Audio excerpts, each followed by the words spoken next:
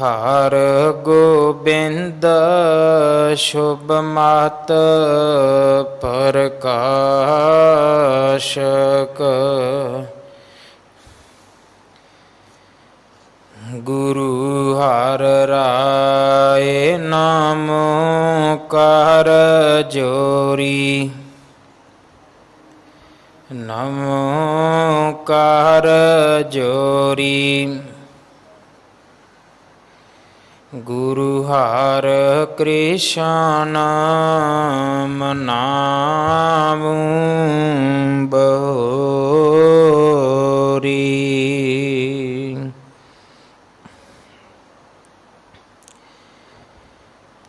ਤੇਗ ਬਹਾਦੁਰ ਪਰਮੰ ਕਿਰਪਾਲਾ।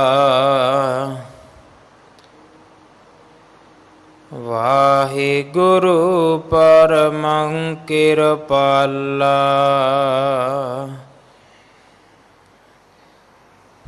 ਸ਼੍ਰੀ ਗੁਰੂ ਗੋਬਿੰਦ ਸਿੰਘ ਬੇਸਾਲਾ।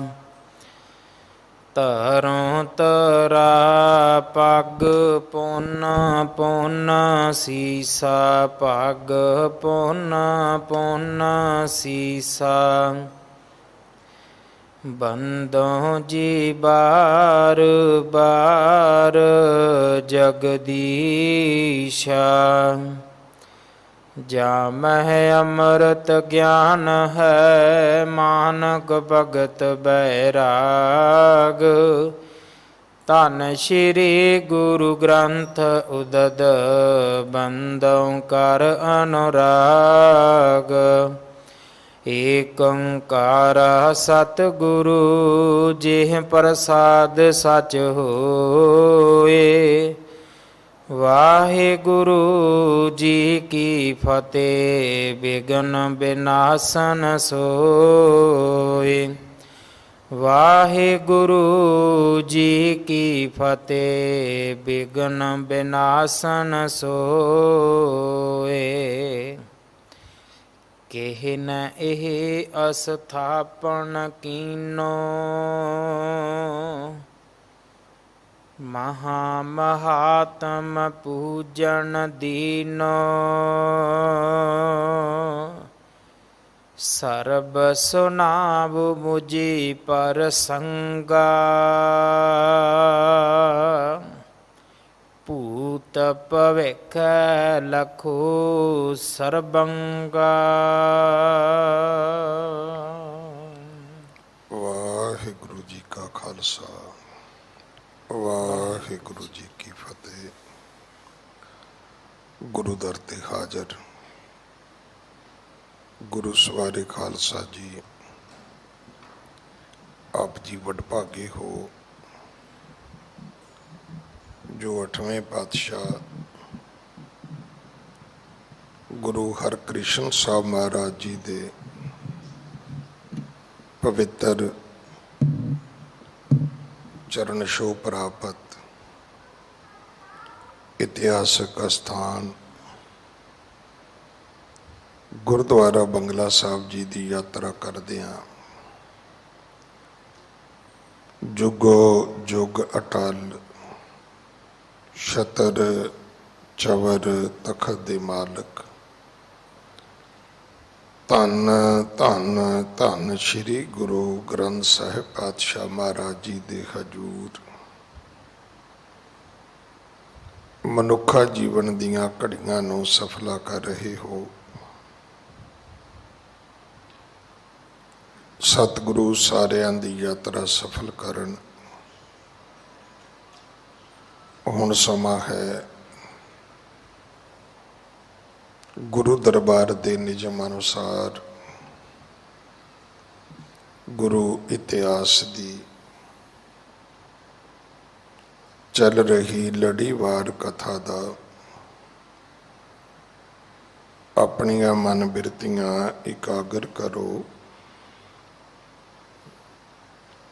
ਰਸਨਾ ਪਵਿੱਤਰ ਕਰਦੇ ਇੱਕ ਵਾਰ ਸਾਰੇ ਉਚਾਰਨ ਕਰੋ ਜੀ। ਸਤਨਾਮ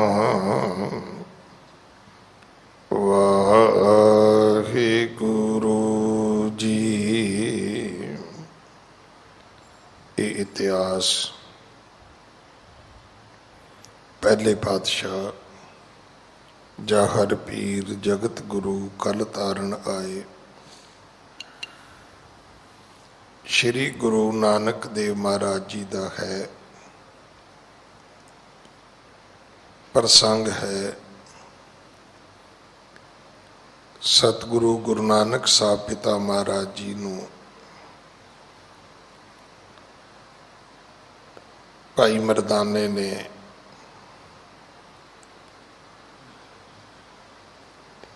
ਜਿੱਥੇ ਰਾਵਣ ਰਾਜ ਕਰਦਾ ਸੀ ਲੰਕਾ ਦੇ ਵਿੱਚ,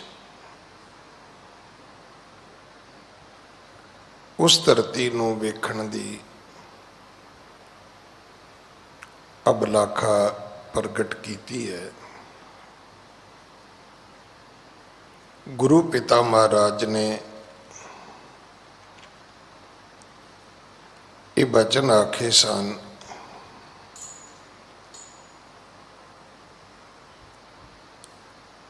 ਕਿ ਰਾਮਚੰਦ ਸ਼੍ਰੀ ਪ੍ਰਭ ਅਵਤਾਰਾ दैतन को कुल जाहे संघारा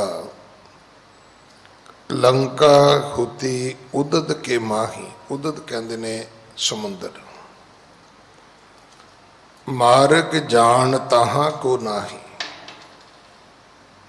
त्रेते युग दे अवतार मन्ने गए ने श्री रामचंद्र, जिन्हां ने दैंतां दी कुल दा विनाश किया सी। पर कहते ने कि वो लंका समुंदर दे विच है ते उत्थे जाण वास्ते कोई रस्ता ते है नहीं। आले दुआले इधर उधर केवल पानी है। गिर तराए तै सेत बंधावा सब कप कटक पार सो लंघावा। उत्थे श्री रामचंद्र जी ने बांदरां दी सैना दे कोलों पत्थरां दा पुल बनवाया ते पूरी दी पूरी जिहड़ी बांदर सैना सी उसनूं समुंदर पार कराया। है अवलोकन लालस मोही कृपा धार दिखरावो ओही। महाराज कृपा करो ते दिखा दियो। वो जेड़ी लंका है उसनूं वेखण दी अभिलाखा है। बोले परम कृपाला सुन के तुमरो कहियो करो हों बाला। भाई मरदाने नूं भाई बाले नूं सतगुरु जी ने आख्या भाई जे तुहाडी अभिलाखा है तो चलो। इत्थों तक आपां ने कल कथा सुनी सी कि जदों सतगुरु समुंदर दे कंढे पहुंचते ने उत्थे जाके सतगुरु जी ने अपना आसन कर लिया। समुंदर दे कंढे सतगुरु चौकड़ी मार के बैठे ने। तो उस वक्त भाई मरदाने दी नज़र गई कि समुंदर दे कंढे ते एक शिवलिंग है कि किस प्रकार शिवलिंग स्थाना ये थां किवें बनिया समुंदर दे कंढे। ये जिहड़ा पत्थर स्थापित होया है महाराज इहदी की उथानक है, इहदा की इतिहास है। हाँ जी। किहन एह अस्थापन कीनो महामहात्म पूजन दीनो। ये पत्थर स्थापित किसने किया? ਔਰ ਇਹਦੇ ਪੂਜਣ ਦਾ ਮਹਾ ਮਹਾਤਮ ਕਿਸ ਨੇ ਦੱਸਿਆ? ਅੱਜ ਜਿੰਨੀ ਵੀ ਸੰਸਾਰ ਵਿੱਚ ਪੂਜਾ ਅਰਚਾ ਹੈ, ਉਹਦੇ ਪਿੱਛੇ ਕੋਈ ਨਾ ਕੋਈ ਕਥਾ, ਕੋਈ ਨਾ ਕੋਈ ਸਾਖੀ ਜ਼ਰੂਰ ਹੈ ਕਿ ਇੰਜ ਇਸ ਦੀ ਪੂਜਾ ਕਰੋਗੇ ਇਹ ਹੋਏਗਾ, ਉਹਦੀ ਉਸ ਤਰ੍ਹਾਂ ਪੂਜਾ ਕਰੋਗੇ ਇਹ ਹੋਏਗਾ। ਇਹ ਸਾਰੀਆਂ ਗੱਲਾਂ ਜਿਹੜੀਆਂ ਨੇ, ਇਹ ਕੋਈ ਨਾ ਕੋਈ ਇਹਨਾਂ ਦੀ ਭੂਮਿਕਾ ਜ਼ਰੂਰ ਹੈ। ਆਖਿਆ ਮਹਾਰਾਜ ਇਸ ਪੱਥਰ ਦੀ ਪੂਜਾ ਕਿਵੇਂ ਸ਼ੁਰੂ ਹੋ ਗਈ? ਕਿੰਨੇ ਕਿਹਾ ਵੀ ਇਹਦੀ ਪੂਜਾ ਕਰਨੀ ਚਾਹੀਦੀ ਹੈ? ਇਸ ਪੱਥਰ ਦੀ ਪੂਜਣ ਦਾ ਵੀ ਕੋਈ ਪੁੰਨ ਫਲ ਮਹਾਤਮ ਹੋਏਗਾ। ਹਾਂਜੀ। ਸਰਬ ਸੁਨਾਵ ਮੁਝੇ ਪਰਸੰਗਾ, ਭੂਤ ਭਵਿਖ ਕਰੋ ਸਰਬੰਗਾ।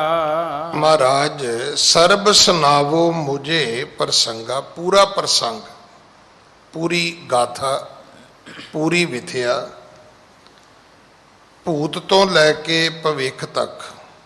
ਭੂਤ ਦਾ ਅਰਥ ਹੁੰਦਾ ਹੈ ਜੋ ਸਮਾਂ ਬੀਤ ਗਿਆ, ਜਿਹਨੂੰ ਅਸੀਂ ਪਾਸਟ ਕਹਿੰਦੇ ਹਾਂ।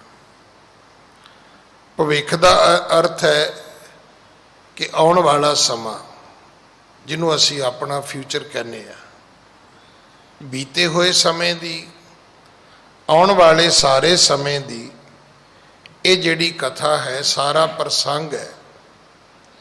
ਮਹਾਰਾਜ ਇਹ ਪੂਰੀ ਸਾਖੀ ਸੁਣਾਓ। ਹਾਂਜੀ। ਸ਼੍ਰੀ ਨਾਨਕ ਬੋਲੇ ਬਚਨ, ਸੁਣ ਮਰਦਾਨੇ ਗਾਥ। ਤਦੋਂ ਗੁਰੂ ਨਾਨਕ ਦੇ ਪਿਤਾ ਜੀ ਨੇ ਪ੍ਰਵਚਨ ਕਰਨੇ ਸ਼ੁਰੂ ਕੀਤੇ। ਆਖਿਆ ਮਰਦਾਨਾ ਸੁਣ। ਰਾਮਚੰਦਰ ਆਏ ਇਹਾਂ, ਬਾਂਦਰ ਦਲ ਲੈ ਸਾਥ। ਮਰਦਾਨਿਆਂ ਇੱਕ ਸਮਾਂ ਸੀ ਜਦੋਂ ਤ੍ਰੇਤੇ ਯੁੱਗ ਦੇ ਅਵਤਾਰ ਸ਼੍ਰੀ ਰਾਮਚੰਦਰ ਇੱਥੇ ਆਏ ਸਨ, ਜਿੱਥੇ ਆਪਾਂ ਆਏ ਹਾਂ। ਉਹ ਇਕੱਲੇ ਨਹੀਂ ਸਨ, ਉਹਨਾਂ ਦੇ ਨਾਲ ਬਾਂਦਰ ਦਲ ਵੀ ਸੀ, ਬਾਂਦਰਾਂ ਦੀ ਫੌਜ ਵੀ ਸੀ, ਉਹਨਾਂ ਦੇ ਨਾਲ ਬਾਂਦਰ ਸੈਨਾ ਵੀ ਸੀ।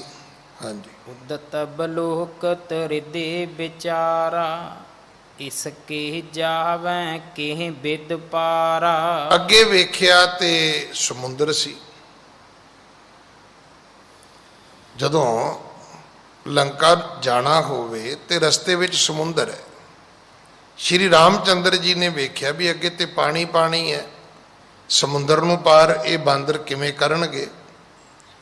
ਇਸ ਗੱਲ ਨੂੰ ਵਿਚਾਰ ਕੇ ਕਿ ਇਸਕੇ ਜਾਵੇਂ ਕਿਹ ਬਿਦ ਪਾਰਾ, ਇਹਨੂੰ ਸਮੁੰਦਰ ਨੂੰ, ਇਸ ਪਾਣੀ ਨੂੰ ਕਿਵੇਂ ਪਾਰ ਕਰਾਇਆ ਜਾਏ।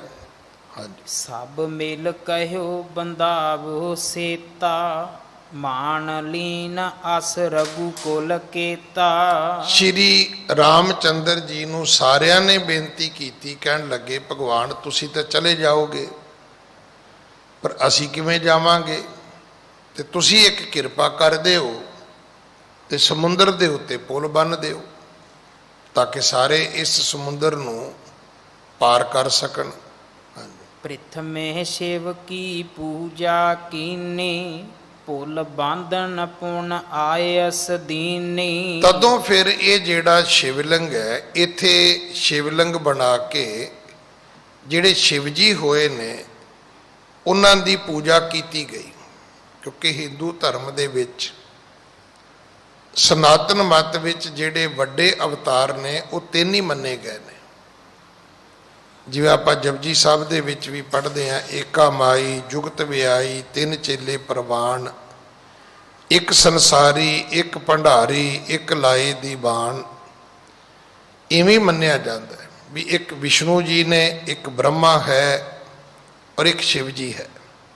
ਇੱਕ ਦੁਨੀਆ ਨੂੰ ਪੈਦਾ ਕਰਦਾ ਹੈ, ਇੱਕ ਦੁਨੀਆ ਦੀ ਪ੍ਰਤਪਾਲਨਾ ਕਰਦਾ ਹੈ, ਪਰਵਰਿਸ਼ ਕਰਦਾ ਹੈ, ਇੱਕ ਫਿਰ ਦੁਨੀਆ ਦਾ ਸੰਘਾਰ ਕਰਦਾ ਹੈ। ਉਹ ਜਿਹੜਾ ਸੰਘਾਰ ਕਰਨ ਵਾਲਾ ਹੈ ਉਹ ਸ਼ਿਵ ਜੀ ਨੂੰ ਮੰਨਿਆ ਗਿਆ। ਤੋ ਇੱਥੇ ਸ਼ਿਵ ਜੀ ਦੀ ਸ਼੍ਰੀ ਰਾਮਚੰਦਰ ਨੇ ਆਪ ਪੂਜਾ ਕਰਵਾਈ। ਉਦੋਂ ਤੋਂ ਭਾਈ ਇੱਥੇ ਇਹ ਸ਼ਿਵਲਿੰਗ ਜਿਹੜਾ ਹੈ ਇਹ ਸਥਾਪਿਤ ਹੈ।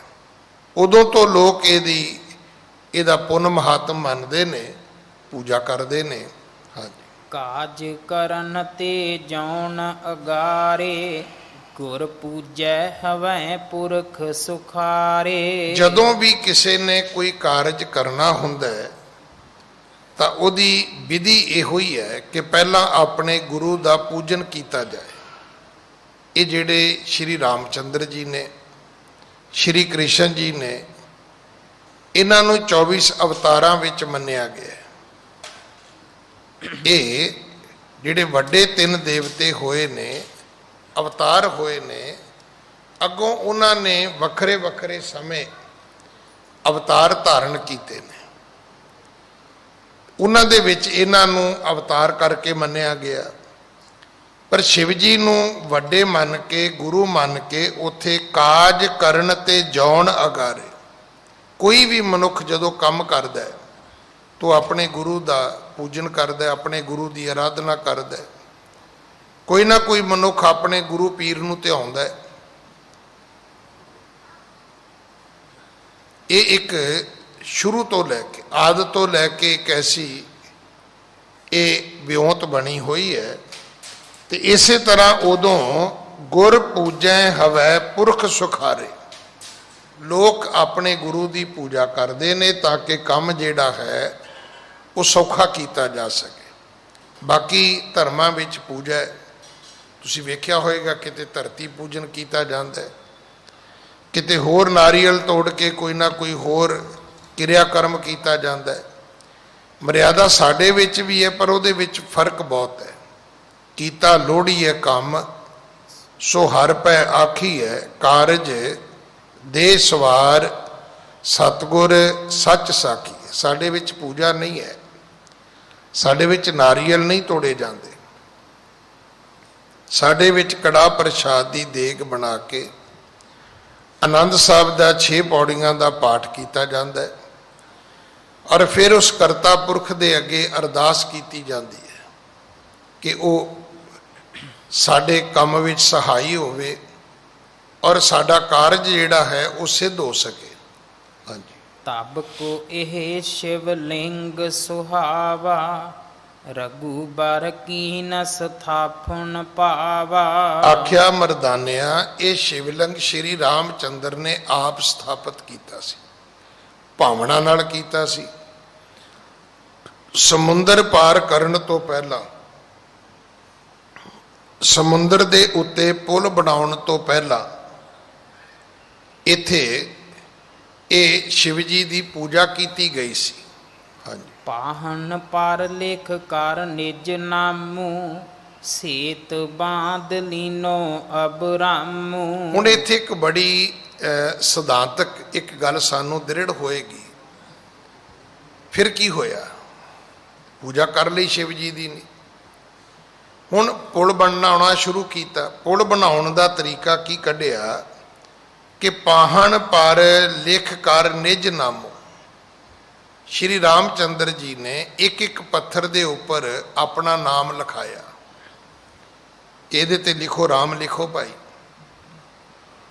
ਇੱਕ ਇੱਕ ਪੱਥਰ ਦੇ ਉੱਤੇ ਨਿਜ ਨਾਮ ਲਿਖਾ ਕੇ, ਆਪਣਾ ਨਾਮ ਲਿਖਾ ਕੇ, ਫਿਰ ਸੇਤ ਬਾਂਧ ਲੀਨੋ ਅਬਰਾਮ, ਤੇ ਬੜੀ ਛੇਤੀ ਬੜਾ ਸੋਹਣਾ ਪੁਲ ਜਿਹੜਾ ਸੀ ਉਹ ਬੰਨ ਦਿੱਤਾ ਗਿਆ। ਜਿਵੇਂ ਅੱਜ ਅਸੀਂ ਪੁਲ ਬਣਾਉਣਾ ਕਹਿੰਦੇ ਆ, ਜਾਂ ਅਸੀਂ ਕੋਈ ਇੱਦਾਂ ਦਾ ਕੋਈ ਹੋਰ ਸ਼ਬਦ ਵਰਤਦੇ ਆ, ਤੇ ਉਸ ਵੇਲੇ ਦਾ ਜਿਹੜਾ ਤਰੀਕਾ ਵੀ ਇਹੀ ਸੀਗਾ ਕਿ ਉਹ ਪੱਥਰ ਨਾਲ ਪੱਥਰ ਜੋੜਿਆ ਗਿਆ ਤੇ ਪੁਲ ਜਿਹੜਾ ਸੀ ਉਹ ਵੱਜ ਗਿਆ। ਹਾਂਜੀ। ਮਰਦਾਨਾ ਕਹੇ ਪਾ ਸੰਦੇਹੂ, ਕਿਉ ਰਘੁਬੀਰ ਕੀਨ ਕ੍ਰਿਤ ਏਹੂ। ਭਾਈ ਮਰਦਾਨੇ ਨੇ ਦੂਜਾ ਸਵਾਲ ਕੀਤਾ, ਕਹਿਣ ਲੱਗਾ ਮਹਾਰਾਜ ਇਹ ਕੀ? ਵੀ ਜਦੋਂ ਖੁਦ ਸ਼੍ਰੀ ਰਾਮਚੰਦਰ ਉੱਥੇ ਮੌਜੂਦ ਨੇ, ਜਦੋਂ ਰਾਮਚੰਦਰ ਜੀ ਹੀ ਹੁਕਮ ਕਰ ਰਹੇ ਨੇ, ਤਾਂ ਫਿਰ ਇੱਕ ਇੱਕ ਪੱਥਰ ਦੇ ਉੱਤੇ ਸ਼੍ਰੀ ਰਾਮਚੰਦਰ ਜੀ ਦਾ ਨਾਮ ਲਿਖਣ ਦਾ ਕੀ ਮਤਲਬ?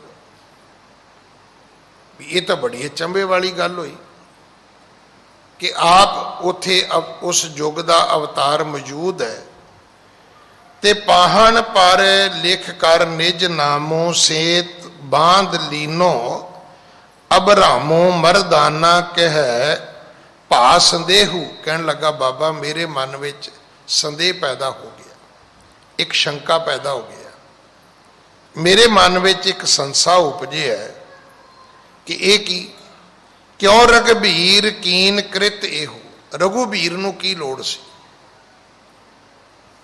ਸ਼੍ਰੀ ਰਾਮਚੰਦਰ ਜੀ ਨੂੰ ਕੀ ਲੋੜ ਸੀ ਆਪਣਾ ਨਾਂ ਪੱਥਰਾਂ ਤੇ ਲਿਖਣ ਦੀ। ਹਾਂਜੀ, ਸਰਬ ਭਾਂਤ ਸਮਰੱਥ ਗੁਸਾਈ, ਆਪ ਹੁਤੇ ਠਾਂਡੇ ਜਿਹ ਥਾਈ। ਕੀ ਸ਼੍ਰੀ ਰਾਮਚੰਦਰ ਦੇ ਵਿੱਚ ਆਪਣੇ ਵਿੱਚ ਤਾਕਤ ਨਹੀਂ ਸੀ? ਜਦੋਂ ਉਹ ਆਪ ਉੱਥੇ ਖੁਦ ਮੌਜੂਦ ਨੇ, ਉਹ ਉੱਥੇ ਨਾ ਹੁੰਦੇ ਤੇ ਗੱਲ ਹੋਰ ਸੀ, ਉਹ ਕਿਤੇ ਹੋਰ ਜਗ੍ਹਾ ਹੁੰਦੇ ਫਿਰ ਗੱਲ ਹੋਰ ਮੰਨੀ ਜਾ ਸਕਦੀ ਸੀ, ਵੀ ਹਨੂਮਾਨ ਨੇ ਕਿਹਾ ਵੀ ਰਾਮਚੰਦਰ ਜੀ ਦਾ ਨਾਮ ਲਿਖੋ ਤੇ ਲੰਘ ਜਾਓ, ਤੇ ਗੱਲ ਸਮਝ ਆਉਂਦੀ ਹੈ। ਪਰ ਜਿੱਥੇ ਖੁਦ ਰਾਮਚੰਦਰ ਜੀ ਮੌਜੂਦ ਹੋਣ, ਕਹਿਣ ਲੱਗਾ ਜੀ ਇਹ ਸੰਸਾ ਮੇਰੇ ਮਨ ਵਿੱਚ ਉਪਜਿਆ। ਕਿਉਂ ਤਹਿ ਸ਼ਿਵ ਅਬ ਖੇਕਣ ਕੀਨਾ, ਇਕ ਸੰਸਾ ਮੁਝ ਇਹੋ ਪਰਬੀਨਾ। ਜੇ ਸ਼੍ਰੀ ਰਾਮਚੰਦਰ ਖੁਦ ਅਵਤਾਰ ਨੇ ਤੇ ਦੂਜਾ ਸੰਸਾ ਮੇਰਾ ਇਹ ਵੀ ਉਹਨਾਂ ਨੇ ਸ਼ਿਵ ਜੀ ਦੀ ਪੂਜਾ ਕਿਉਂ ਕੀਤੀ, ਜਦੋਂ ਉਹ ਖੁਦ ਅਵਤਾਰ ਨੇ, ਖੁਦ ਉਸ ਯੁੱਗ ਦੇ ਉਹ ਮਹਾਨ ਪੁਰਖ ਨੇ, ਤੇ ਉਹਨਾਂ ਨੂੰ ਸ਼ਿਵ ਜੀ ਦੀ ਪੂਜਾ ਆਪ ਕਰਨ ਦੀ, ਕਰਵਾਉਣ ਦੀ ਕੀ ਲੋੜ ਪੈ ਗਈ। ਹਾਂਜੀ, ਆਪਣੋ ਲਿਖ ਕਰ ਨਾਮ ਬਹੋਰੀ, ਤਾਰੇ ਪਾਹਣ ਰਾਖੇ ਜੋਰੀ। ਫਿਰ ਆਪਣਾ ਹੀ ਨਾਂ ਲਿਖ ਕੇ ਆਪਣੇ ਕੋਲੋਂ ਪੱਥਰਾਂ ਨੂੰ ਸਮੁੰਦਰ ਦੇ ਉੱਤੇ ਕਿਉਂ ਤਾਰਿਆ? ਉਹ ਕਹਿ ਦਿੰਦੇ ਪੱਥਰ ਉਦਾਂ ਹੀ ਤਰ ਜਾਂਦੇ, ਨਾਂ ਲਿਖਣ ਦੀ ਕੀ ਲੋੜ ਸੀ, ਉੱਤੇ ਰਾਮ ਲਿਖਣ ਦੀ ਕੀ ਲੋੜ ਸੀ। ਇਸ ਪ੍ਰਕਾਰ ਕਿਉਂ ਕੀਨ ਪਰਿਆਸਾ, ਉਰ ਸੰਸੈ ਦਵੈ ਦੇਹੋ ਬਿਨਾਸਾ। ਭਾਈ ਮਰਦਾਨਾ ਕਹਿਣ ਲੱਗਾ ਮਹਾਰਾਜ ਇਹ ਮੈਨੂੰ ਦੱਸੋ ਵੀ ਇਹ ਪ੍ਰਯਾਸ ਕਰਨ ਦੀ ਕੀ ਲੋੜ ਸੀ, ਇਦਾਂ ਦਾ ਯਤਨ ਕਰਨ ਦੀ ਕੀ ਲੋੜ ਪੈ ਗਈ, ਇਦਾਂ ਕਿਉਂ ਕੀਤਾ ਗਿਆ, ਇਹਦੀ ਕੀ ਲੋੜ ਸੀ। ਉਰ ਸੰਸੇ ਦਵੈ ਦੇਹੋ ਬਨਾਸਾ, ਇਹ ਦੋ ਮੇਰੇ ਸ਼ੰਕੇ ਨੇ, ਜਿਵੇਂ ਅੱਜ ਅਸੀਂ ਅੰਗਰੇਜ਼ੀ 'ਚ ਕਹਿੰਦੇ ਜੀ ਇਹ ਦੋ ਡਾਊਟ ਪੈਦਾ ਹੋ ਗਏ ਜੀ ਮੇਰੇ ਅੰਦਰ, ਪਹਿਲਾਂ ਇਹ ਖਤਮ ਕਰੋ। ਹੁਣ ਸ਼ਬਦ ਅੰਗਰੇਜ਼ੀ ਦਾ ਬਹੁਤ ਵਧੀਆ ਹੈ ਕਿ ਅਸੀਂ ਕੋਈ ਧੱਬਾ ਹੋਵੇ ਉਹਨੂੰ ਵੀ ਡਾਊਟ ਕਹਿੰਦੇ ਆ, ਉਹਨੂੰ ਦੂਜੀ ਤਰ੍ਹਾਂ ਬੋਲ ਦਈਦਾ, ਡਾਟ ਬੋਲ ਦਈਦਾ ਕਿ ਡਾਟ ਡਾਟ ਇਹ ਕੀ ਬਣਿਆ ਹੋਇਆ ਹੈ, ਸ਼ੰਕੇ ਨੂੰ ਡਾਊਟ ਕਹਿ ਦਿੱਤਾ। ਤੋ ਇਹ ਭਾਈ ਮਰਦਾਨਾ ਕਹਿਣ ਲੱਗਾ ਜੀ ਇਹ ਦੋ ਸੰਸੇ ਨੇ ਮੇਰੇ ਮਨ 'ਚ, ਇਹ ਜ਼ਰੂਰ ਖਤਮ ਕਰੋ ਕਿ ਸ਼੍ਰੀ ਰਾਮਚੰਦਰ ਜੀ ਨੂੰ ਸ਼ਿਵਲਿੰਗ ਰੱਖ ਕੇ ਸ਼ਿਵ ਜੀ ਦੀ ਪੂਜਾ ਕਰਨ ਦੀ ਕਿਉਂ ਲੋੜ ਪੈ ਗਈ, ਪੱਥਰਾਂ ਦੇ ਉੱਤੇ ਰਾਮ ਲਿਖਣ ਦੀ ਲੋੜ ਕਿਉਂ ਪੈ ਗਈ। ਹਾਂਜੀ, ਹਵੈ ਬਲਹੀਨੇ ਇਉ ਬਣ ਆਈ, ਅਪਰ ਅਲੰਬ ਪਾਏ ਕਰ ਜਾਈ। ਕੀ ਉਹ ਆਪ ਬਲਹੀਣੇ ਹੋ ਗਏ ਸੀ, ਕੀ ਫਿਰ ਉਹਨਾਂ ਨੂੰ ਕਿਸੇ ਹੋਰ ਦੀ ਸ਼ਕਤੀ ਲੈਣੀ ਪਈ, ਕੀ ਉਹਨਾਂ ਨੇ ਜਿਹੜੀ ਲੰਕਾ ਜਿੱਤੀ ਹੈ, ਜਿਹੜਾ ਸਮੁੰਦਰ ਦੇ ਉੱਤੇ ਪੁਲ ਬੱਧਾ ਹੈ, ਕੀ ਉਹਨਾਂ ਨੇ ਕਿਸੇ ਹੋਰ ਦੀ ਤਾਕਤ ਲੈ ਕੇ ਬੰਨਿਆ। ਸੁਣ ਕਰ ਕਿਰਪਾ ਨਿਦਾਨ ਬਖਾਨਾ, ਉਤਰ ਸੁਣੋ ਕਾਣ ਮਰਦਾਨਾ। ਗੁਰੂ ਨਾਨਕ ਦੇ ਪਿਤਾ ਜੀ ਨੇ ਆਖਿਆ ਮਰਦਾਨਿਆ ਉੱਤਰ ਕੰਨ ਦੇ ਕੇ ਸੁਣੀ, ਕੰਨ ਦੇ ਕੇ ਦਾ ਅਰਥ ਹੁੰਦਾ ਤਵੱਜੋ ਦੇ ਕੇ, ਧਿਆਨ ਦੇ ਕੇ, ਕਿਉਂਕਿ ਆਮ ਹਾਲਾਤਾਂ ਦੇ ਵਿੱਚ ਅਸੀਂ ਗੱਲਾਂ ਕਰੀ ਜਾਂਦੇ ਆ ਪਰ ਗੱਲ ਵੱਲ ਅਸੀਂ ਵਿਚਾਰ ਨਹੀਂ ਕਰਦੇ। ਤੁਸੀਂ ਕਈ ਵਾਰੀ ਖੁਦ ਵੇਖਿਆ ਹੋਏਗਾ ਵੀ ਉਹੀ ਗੱਲ ਤੁਸੀਂ 1000 ਵਾਰੀ ਕੀਤੀ ਹੈ ਪਰ ਜਿੱਦਣ ਬਹਿ ਕੇ ਉਹਦੀ ਵਿਚਾਰ ਕੀਤੀ ਉਹਦੇ ਅਰਥ ਕਿਤੇ ਦੇ ਕਿਤੇ ਚਲੇ ਗਏ। ਸਤਿਗੁਰੂ ਕਹਿਣ ਲੱਗੇ ਹੁਣ ਕੰਨ ਦੇ ਕੇ ਸੁਣੀ, ਧਿਆਨ ਦੇ ਕੇ, ਤਵੱਜੋ ਦੇ ਕੇ, ਜਿਹਨੂੰ ਆਪਾਂ ਕਹਿੰਦੇ ਵੀ ਹੁਣ ਇਕਾਗਰ ਚਿੱਤ ਹੋ ਕੇ ਗੱਲ ਸੁਣਿਓ ਜੇ। ਹਾਂਜੀ, ਭਗਤ ਨਾਮ ਕੀ ਵੱਡ ਵਡਿਆਈ, ਸੁਰ ਨਰ ਸਭ ਮੈਂ ਆਪ ਰਖਾਈ। ਇਹ ਜਿਹੜਾ ਭਗਤ ਨਾਮ ਹੈ ਇਹਦੀ ਵਡਿਆਈ ਬਹੁਤ ਵੱਡੀ ਹੈ, ਇਹ ਗੱਲ ਸਮਝਣ ਵਾਲੀ ਹੈ। ਗੱਲ ਇਹ ਨਹੀਂ ਕਿ ਰੱਬ ਵੱਡਾ ਹੈ ਕਿ ਨਹੀਂ ਹੈ, ਰੱਬ ਤੇ ਵੱਡਾ ਹੀ ਹੈ। ਸਤਿਗੁਰੂ ਦੀ ਬਾਣੀ ਪੜ੍ਹੋ ਉਹਦੇ 'ਚ ਲਿਖਿਆ ਹੈ कि जे सब मिल के आखण पाहे वड्डा ना होवे घाट ना जाए। सारी दुनिया इकट्ठी होके कवे रब वड्डा है, रब वड्डा नहीं होएगा, वो है ही वड्डा है। हुण सारी दुनिया इकट्ठी होके कवे असी रब नूं मनदे ही नहीं, तो की इहदे नाल रब की होंद खत्म हो जाएगी? ये तो इदा हो गया भी जिदा बंदियां ने रब बनाया होवे ते बंदे रब नूं ला देण। सतगुरु कहते ने नहीं भाई, थापिया ना जाए कीता ना होए आपे आप निरंजन सोए। हाँ एक गल जरूर है, जिन सेविया तिन पाया मान, जिन्हें उसकी भगती की उन्होंने इज्जत जरूर मिली है। हुण साडे च बड़े लोग ने, मैं नहीं मानता जी गुरुद्वारे नूं, कोई कहता जी मैं मंदिर नूं नहीं मानता, कोई कहता मैं मसीत नूं नहीं मानता, कोई कहता जी मैं रब नूं भी नहीं मानता। इहदा रब नूं की फर्क पैंदा है? हुण बंगला साहब इत्थों दुनिया शोका रोड तो लंघी जाती है, कोई ना मन्ने की फर्क पैंदा है? पर कई बारी तुसी हैरान होवोगे कि अशोका रोड डबल रोड है, वन वे ट्रैफिक, एक रोड ते आउंदा एक ते जांदा है। कई बारी रोड दे परले पासे की वेखीदा है, कोई गड्डी खलोती है, कोई स्कूटर खलोता है। सड़क दे परले पासे जिधर ओपोजिट पासा है, उत्थे बंदा खलोता हाथ जोड़ के अरदास कर रहे हैं। हुण वो भी लोग हैगे ने, उन्होंने को नहीं वक्त होएगा अंदर आउण दा, वो सड़क के परले पासे खलो के भी मत्था टेक के लंघते हैं। हुण ये तो अपनी अपनी आस्था है, जेड़ा मनेगा वो ले लेगा, नहीं तो अपने घर च वेख लो तुसी, माँ प्यो ने, जेड़ा बच्चा कहे माँ प्यो नूं मैं नहीं मनदा, उन्होंने कुछ नहीं मिलता।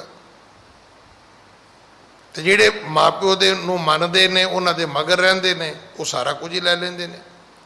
हाँ ये जरूर है कि माँ प्यो उन्ना ही देगा जिन्ना उन्होंने कोल हैगा है। गुआढ़ियां तो मंग के लैके देण हो रहा, करजा चुक के तो माँ प्यो देण हो रहा भाई, देणगे तो ही जो उन्होंने कोल है, पर मिलेगा उन्होंने जिहड़ा माँ प्यो की पूजा करेगा। सतगुरु कहन लगे मरदानिया, जिहड़ा भगत नाम है ये रब ने आप स्थापित किया है। भगत नाम की वडियाई रब ने आप बनाई है। और ये सतगुरु की बाणी च लिखे है कि सफल जन्म हर जन का उपजिया, जिन कीनो सौंत विदाता। जे भगत ना होंदे तो रब नूं किन्ने मनना सी? और शायद तुहानूं ये भी पता होवे कि रब नूं मनन करके जिहड़े भगत होए ने, उन्होंने आरिया नाल भी चीरिया गया, उन्होंने बंद बंद भी कटे गए, उन्होंने समुद्र च भी सुटिया गया, उन्होंने फुटबॉल बना के हाथी अगे भी रख दिता गया, उन्होंने सूली ते भी टंगिया गया, किसी की खल पुठी भी उतारी गई। सारे धर्मां का इतिहास पढ़ो फिर पता लगेगा तुहानूं। ये तो नहीं ना भी 24 घंटे तुसी सम्राट सिकंदर ही पढ़ोगे, तुसी हमेशा हिटलर ही पढ़ोगे, चंगेज खां ही पढ़ोगे, बाबर ही पढ़ोगे, औरंगजेब ही पढ़ोगे। ये राजे होए ने, ये भगत नहीं होए।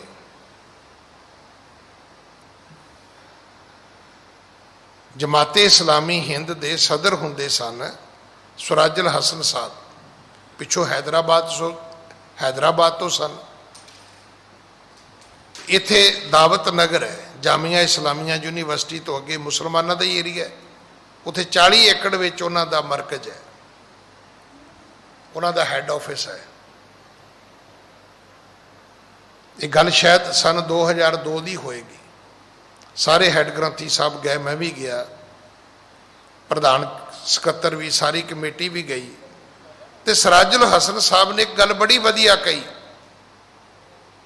कहन लगे मैनू पता है सिखां दे मन विच मुसलमानां दे प्रति रोस है।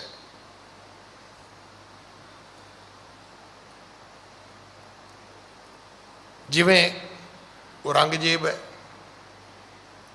ਕਿ ਉਹਨੇ ਗੁਰੂ ਤੇਗ ਬਹਾਦਰ ਜੀ ਨੂੰ ਮਾਰਿਆ, ਉਹਨੇ ਗੁਰੂ ਜੀ ਦੇ ਬੱਚਿਆਂ ਨੂੰ ਸ਼ਹੀਦ ਕੀਤਾ। ਉਹਨੇ ਇੱਕ ਬੜੀ ਸੋਹਣੀ ਗੱਲ ਕਹੀ, ਕਹਿੰਦੇ ਔਰੰਗਜ਼ੇਬ ਕੌਣ ਸੀ? ਉਹ ਇੱਕ ਰਾਜਾ ਸੀ।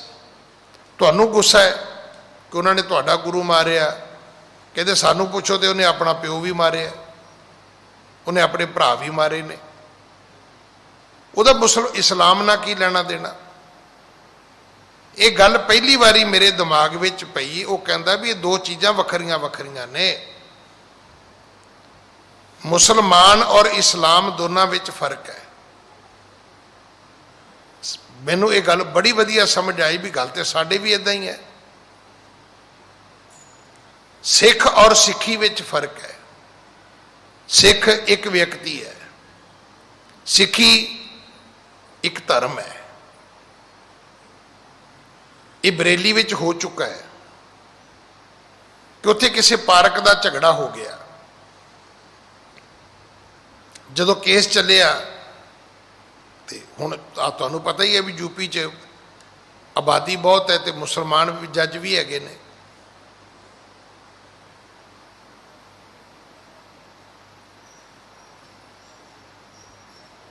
ਜਿਹੜਾ ਕੇਸ ਸੀ ਉਹ ਇੱਕ ਹਿੰਦੂ ਜੱਜ ਕੋਲੇ ਚਲਾ ਗਿਆ। ਹਿੰਦੂ ਬੜੇ ਖੁਸ਼ ਵੀ ਹੁਣ ਤੇ ਫੈਸਲਾ ਸਾਡੇ ਹੱਕ 'ਚ ਹੀ ਹੋਏਗਾ, ਪਰ ਉਹ ਜੱਜ ਬਹੁਤ ਅੱਛਾ ਸੀ। ਉਹਨੇ ਕੀ ਕੀਤਾ ਕਿ ਬਰੇਲੀ ਦਾ ਜਿਹੜਾ ਸਭ ਤੋਂ ਵੱਧ ਲੋਕਾਂ ਵਿੱਚ ਮੰਨਿਆ ਜਾਂਦਾ ਉੱਥੋਂ ਦਾ ਮੌਲਵੀ ਸੀ, ਇਮਾਮ ਸੀ, ਉਹਨਾਂ ਕਿਹਾ ਜੀ ਜੋ ਇਮਾਮ ਸਾਹਿਬ ਕਹਿਣਗੇ ਮੈਂ ਉਹਦੇ ਤੇ ਫੈਸਲਾ ਕਰ ਦਿਆਂਗਾ। ਹੁਣ ਮੁਸਲਮਾਨ ਖੁਸ਼ ਹੋ ਗਏ ਵੀ ਇਮਾਮ ਤੇ ਮੁਸਲਮਾਨਾਂ ਦੀ ਗੱਲ ਕਰੇਗਾ, ਉਹ ਥੋੜਾ ਹਿੰਦੂਆਂ ਦੀ ਗੱਲ ਕਰੇਗਾ। ਵੀ ਹਿੰਦੂ ਜੱਜ ਦਾ ਤੇ ਦਿਮਾਗ ਖਰਾਬ ਹੋ ਗਿਆ ਕਿ ਉਹਨੇ ਸਾਰੀ ਖੇਡ ਇਮਾਮ ਸਾਹਿਬ ਤੇ ਪਾਤੀ ਹੈ। ਇਮਾਮ ਸਾਹਿਬ ਗਏ, ਉਹ ਕਹਿੰਦੇ ਦੱਸੋ ਬਈ ਇਹ ਪਾਰਕ ਤੇ ਹੱਕ ਕਿਹਨਾਂ ਦਾ ਹੈ? ਉਹ ਕਹਿਣ ਲੱਗੇ ਹਿੰਦੂਆਂ ਦਾ ਹੈ। ਫੈਸਲਾ ਮੁਸਲਮਾਨਾਂ ਦੇ ਉਲਟ ਹੋ ਗਿਆ। ਹੁਣ ਮੁਸਲਮਾਨ ਪੈ ਗਏ ਕਾਜੀ ਨੂੰ, ਉਹਨੂੰ ਮੌਲਵੀ ਸਾਹਿਬ ਨੂੰ, ਇਮਾਮ ਨੂੰ ਪੈ ਗਏ। ਕਹਿੰਦੇ ਇਹ ਕੀ ਕੀਤਾ ਜੀ? ਉਹ ਕਹਿੰਦਾ ਮੈਨੂੰ ਪਤਾ ਹੈ ਮੁਸਲਮਾਨ ਹਾਰ ਗਏ ਨੇ, ਪਰ ਮੈਨੂੰ ਇੱਕ ਗੱਲ ਦਾ ਪਤਾ ਵੀ ਇਸਲਾਮ ਜਿੱਤ ਗਿਆ ਅੱਜ। ਜੇ ਮੈਂ ਉੱਥੇ ਝੂਠ ਬੋਲਦਾ ਤੇ ਇਸਲਾਮ ਨੇ ਹਾਰ ਜਾਣਾ ਸੀ। ਤੁਹਾਡੇ ਚਾਰ ਮੁਸਲਮਾਨਾਂ ਦੇ ਜਿੱਤਣ ਨਾਲ ਕੀ ਫਰਕ ਪੈਂਦਾ? ਬਰੇਲੀ ਦੇ ਚਾਰ ਮੁਸਲਮਾਨ ਹਾਰ ਜਾਣ ਜਾਂ ਜਿੱਤ ਜਾਣ, ਇਹਦਾ ਸਾਰੀ ਦੁਨੀਆ ਦੇ ਮੁਸਲਮਾਨਾਂ ਨਾਲ ਕੀ ਫਰਕ ਪੈਣਾ ਸੀ? ਪਰ ਅੱਜ ਇਸਲਾਮ ਜਿੱਤ ਗਿਆ। ਅਦਾਲਤ ਦੇ ਵਿੱਚ ਇੱਕ ਗੱਲ ਆ ਗਈ ਕਿ ਭਾਈ ਇਸ ਮੁਸਲਮਾਨ ਜਿਹੜਾ ਸੱਚਾ ਹੈ ਉਹ ਝੂਠ ਨਹੀਂ ਬੋਲਦਾ। ਕਹਿੰਦਾ ਅੱਜ ਜਿੱਤ ਇਸਲਾਮ ਦੀ ਹੋਈ ਹੈ ਤਾਂ ਮੈਂ ਤੁਹਾਡੇ ਚਾਰ ਮੁਸਲਮਾਨਾਂ ਤੋਂ ਕੀ ਲੈਣਾ? ਉਹਨੇ ਬੜੀ ਸੋਹਣੀ ਗੱਲ ਕਹੀ, ਕਹਿਣ ਲੱਗੇ भाई साहब आप हमारे सिख भाई हो, जितना जुल्म सिखों के ऊपर हुआ है ये मुसलमान बादशाहों जो बादशाह हुए उन्होंने किया है, इस्लाम ने नहीं किया। गल ते ओहदी ठीक है कि जे इस्लाम करदा ते मलेरकोटले दा नवाब हा दा नारा क्यों मारदा? जे इस्लाम सहमत हुंदा कि गुरु गोबिंद सिंह दे बच्चे मार देने चाहिए ने तो मलेरकोटले दे नवाब नूं भी सहमत होना चाहिए सी भी छेती मारो। जे इस्लाम दे विच हुंदा तो जिहड़ा कोटले वाला निहंग सी, निहंग खां उहदा नां सी मुसलमान दा, वो कदे गुरु गोबिंद सिंह जी को अपने घर जगह ना दिंदा, और जदों सिपाही आउंदे तो कदे ना कहंदा भी इस कमरे च ना जाओ, इस कमरे विच मेरी धी ते मेरा जवाई बैठ सुते ने। नबी खां गनी खां कदे भी गुरु साहब नूं उच्च दा पीर ना बनाउंदे। ये गल्लां सानूं समझण दी लोड़ है। असीं कट्टड़ता विच जिउंदे आ, धर्म च नहीं जिउंदे। धर्म का घर जिहड़ा ना वो बहुत अगे है। धर्म दया तो पैदा होता है, कट्टड़ता ईरखा दवैश तो पैदा होती है। ਜਿੱਡਾ ਮਤਸਵੀ ਹੋਏਗਾ ਆਦਮੀ, ਜਿੰਨਾ ਈਰਖਾਲੂ ਹੋਏਗਾ ਉਹਨਾਂ ਕੱਟੜ ਹੋਏਗਾ, ਜਿੰਨਾ ਧਰਮੀ ਹੋਏਗਾ ਉਹਨਾਂ ਨਰਮ ਹੋਏਗਾ। ਇਹ ਜ਼ਰੂਰ ਚੇਤਾ ਰੱਖਣਾ। ਸਤਿਗੁਰੂ ਜੀ ਕਹਿਣ ਲੱਗੇ, ਮਰਦਾਨਿਆਂ ਜਿਹੜਾ ਭਗਤ ਨਾ ਹੈ ਇਹ ਰੱਬ ਨੇ ਖੁਦ ਪੈਦਾ ਕੀਤਾ ਹੈ, ਤੇ ਸਾਰੀ ਵਡਿਆਈ ਰੱਬ ਨੇ ਭਗਤ ਨੂੰ ਦੇ ਦਿੱਤੀ। ਕਿਉਂ? ਕਿਉਂਕਿ ਭਗਤ ਨੇ ਰੱਬ ਦੀ ਇਹ ਹੋਂਦ ਦੱਸਣ ਵਾਸਤੇ, ਹਰ ਬੰਦਾ ਵੇਖੋ ਕੀ ਕਹਿੰਦਾ, ਕਿਹੜਾ ਰੱਬ, ਕਿੱਥੇ ਰੱਬ, ਕੌਣ ਰੱਬ, ਤੇ ਫਿਰ ਰੱਬ ਨੂੰ ਕੌਣ ਸਾਬਤ ਕਰਦਾ? ਰੱਬ ਦਾ ਭਗਤ। ਜਿੰਨੇ ਇਹ ਲੋਕ ਹੋਏ ਨੇ, ਕੀ ਤੁਹਾਨੂੰ ਪਤਾ ਹੈ ਕਿ ਗੁਰੂ ਤੇਗ ਬਹਾਦਰ ਸਾਹਿਬ ਬਚ ਸਕਦੇ ਸੀ? ਔਰੰਗਜ਼ੇਬ ਨੇ ਕਿਹਾ ਕਰਾਮਾਤ ਵਿਖਾ ਦਿਓ, ਮੈਂ ਛੱਡ ਦਿਆਂਗਾ। ਕੋਈ ਸ਼ਕਤੀ ਵਿਖਾ ਦਿਓ, ਮੈਂ ਛੱਡ ਦਿਆਂਗਾ ਤੁਹਾਨੂੰ। ਇਹ ਸਾਰੇ ਲੋਕ ਇਹਨਾਂ ਨਾਟਕਾਂ ਚੇਟਕਾਂ ਤੋਂ ਪ੍ਰਭਾਵਿਤ ਹੋਏ ਨੇ। ਪਰ ਉਹਦੇ ਨਾਲ ਕੀ ਹੋਣਾ ਸੀ? ਉਹਦੇ ਨਾਲ ਉਹੀ ਹੋਣਾ ਸੀ ਜੋ ਰਾਮ ਰਾਏ ਨਾਲ ਹੋਇਆ ਸੀ। ਗੁਰੂ ਸਾਹਿਬ ਤਾਂ ਇੱਕ ਵਿਖਾਉਂਦੇ ਤੇ ਬਚ ਜਾਂਦੇ, ਰਾਮ ਰਾਏ ਨੇ ਤੇ 72 ਕਰਾਮਾਤਾਂ ਵਿਖਾਈਆਂ ਤੇ ਉਹਨੂੰ ਕੀ ਮਿਲਿਆ? ਕੁਝ ਵੀ ਨਾ ਮਿਲਿਆ। ਅੱਜ ਕੋਈ ਨਾਂ ਲੈਂਦਾ ਰਾਮ ਰਾਏ ਦਾ? ਗੁਰੂ ਨਾਨਕ ਸਾਹਿਬ ਕਹਿਣ ਲੱਗੇ, ਮਰਦਾਨਿਆਂ ਭਗਤ ਨਾਮ ਕੀ ਵੱਡ ਵਡਿਆਈ, ਸੁਰ ਨਰ ਸਭ ਮੈਂ ਆਪ ਰਖਾਈ। ਦੇਵੀਆਂ ਦੇਵਤਿਆਂ ਵਿੱਚ ਵੀ ਜਿਹੜੀ ਭਗਤ ਦੀ ਮਹਿਮਾ ਹੈ ਉਹ ਸਭ ਤੋਂ ਵੱਡੀ ਹੈ। ਹਾਂਜੀ। ਇਨ ਮਹਿ ਭੇਦ ਨ ਰੰਚਕ ਜਾਨੋ, ਦਵੈ ਸਰੂਪ ਇਕ ਜੋਤ ਪਛਾਨੋ। ਹੁਣ ਅਗਲੀ ਗੱਲ, ਰੱਬ ਤੇ ਰੱਬ ਦੇ ਭਗਤ 'ਚ ਕੀ ਫਰਕ ਹੈ?